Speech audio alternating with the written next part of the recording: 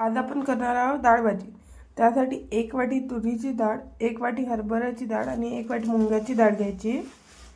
कुकरमध्ये टाकून त्याला छान मिक्स करून घ्यायचं। डाळीला छान 2 वेळा धुवून घ्यायचं। डाळ धुतल्यानंतर त्यात 2 ग्लास पाणी टाकायचं। पालकला छान धुवून घ्यायचं। त्यानंतर ते पालक त्या डाळीत टाकायची। त्यानंतर 2 टमाटर कापून घ्यायचे, त्याला पण त्यात टाकायचं। 5 ते 6 मिरची कापून घ्यायची। त्यानंतर 1 वाटी शेंगदाणे टाकायचे।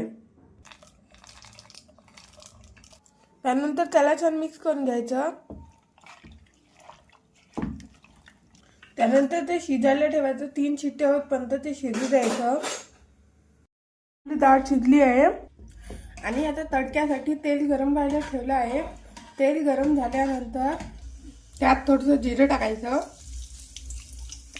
त्यानंतर तेजपत्ता टाकायचा, नंतर कढीपत्ता टाकायचा,